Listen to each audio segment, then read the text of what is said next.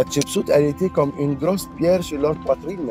Ils veulent débarrasser complètement de cette reine. À la fin, cette reine, quand elle a trouvé que les prêtres, ils ont commencé de jouer avec elle, elle aussi, elle est entrée dans le jeu. Mais cette fois-ci, elle a mélangé la religion et la politique pour la première fois pour qu'elle puisse régner sur l'Égypte. Comme ils ont fait les prêtres exactement pareil. Elle a dit que je suis la fille du dieu Amon sur terre. Moi, je suis une déesse, la déesse Hatshepsut. Et elle a demandé d'un architecte qui s'appelait Semnout de construire pour elle un temple juste en face du temple de Karnak. Et elle a dit que mon père, le dieu Amon, il a quitté sa place et il est descendu ici sur la terre pour rejoindre ma mère pour avoir une fille. Moi, je suis la fille du dieu Amon. Comme les pharaons d'Égypte qui ont dit que nous sommes les fils du dieu Ra. Et elle a gravé sur les parois de ce temple comment le dieu Amon, il a eu une fille qui s'appelle Hatshepsut. C'est la naissance divine de la reine Hatshepsut. Là, les peuples, ils ont respecté beaucoup la déesse. Et elle a pu continuer. Et si vraiment elle a été une reine usurpatrice pour le trône d'Égypte, pourquoi elle a laissé le trône d'Égypte pour le prince qui était dans une école militaire après 22 ans? Et elle était vivante. Et elle a accepté pour ce prince de se marier avec sa fille pour devenir un roi légitime et régner sur l'Égypte. C'est le roi qui s'appelle Thotmoses III. Et Thotmoses III, grâce à sa belle-mère, la reine Hatshepsut, il a eu une fortune après la mort de la reine et il a fait 17 campagnes militaires. Et il a eu toujours de la victoire.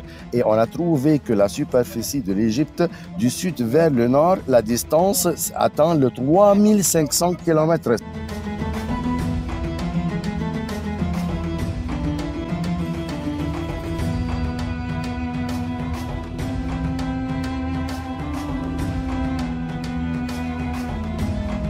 Les couleurs. Les Égyptiens, ils ont utilisé 6 couleurs. Ils ont utilisé le blanc, bleu, noir, jaune, vert, rouge. Comment ils ont fabriqué les couleurs?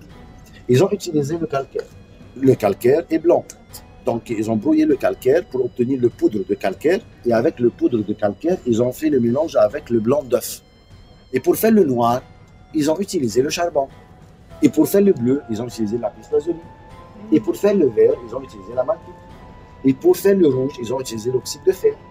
Et pour faire le jaune, ils ont utilisé l'oxyde de cuivre. Donc, pour fixer les couleurs qui existent jusqu'à nos jours comme ça, en bon état de conservation sur les parois, qu'est-ce qu'ils ont fait après les peintures? Ils ont fait une couche de vernis. En quoi? En cire d'abeille.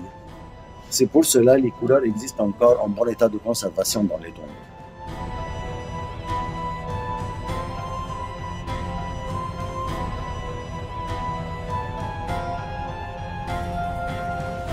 Les ouvriers, quand ils sont venus pour travailler ici dans la tombe, bien sûr, il y a des tombes qui mesurent 60 mètres de profondeur, 80. La plus grande tombe et la plus profonde, c'est la tombe du roi Séti Ier. C'est qui Séti Ier? C'est le père de Ramsès II. Il a une tombe qui mesure 126 mètres de profondeur. Tu sais qu'est-ce que ça veut dire 126? Ça veut dire un bâtiment qui se compose à peu près de 40 étages. Ah, chaque étage mesure 3 mètres. Multiplié fois 40 étages, ça fait 120. Cette tombe mesure 126 mètres de profondeur. Donc, ils ont travaillé tous ensemble dans cette tombe, tous les ouvriers. Quand ils ont travaillé, les ouvriers, ils ont utilisé quelque chose pour éclairer la tombe. Qu'est-ce qu'ils ont utilisé pour éclairer cette tombe? Est-ce qu'ils ont utilisé des bougies? Est-ce qu'ils ont fait des torches? On a vu qu'est-ce qu'ils ont fait les chrétiens exactement. Les miroirs. Tu as vu le film de la momie? Oui, il y a les miroirs. Et les miroirs, à cette époque, n'étaient pas des miroirs, étaient des plaques métalliques, en argent ou bien en cuivre pour refléter le long du soleil dans la tombe. Si la tombe mesure plus que 80 mètres de profondeur, comment on va éclairer la tombe et le reste? Là, chaque ouvrier, chaque artisan, avant d'entrer pour le travail, il prend quoi? Un ficelle trempé dans l'huile avec du sel. Chaque ficelle dure à peu près 4 heures. Ça veut dire qu'on a trouvé que chacun, il a travaillé 8 heures par jour. Ça veut dire 4 heures et après ça, il a fait une pause pour manger et pour prendre le thé et pour boire. Et après ça, il continue pour faire 4 heures encore. Ça veut dire que chaque shift, c'est 4 heures. Donc, chacun, il travaille 2 shifts. Ça veut dire qu'il travaille 8 heures par jour. Ça, c'était comme ça le travail ici.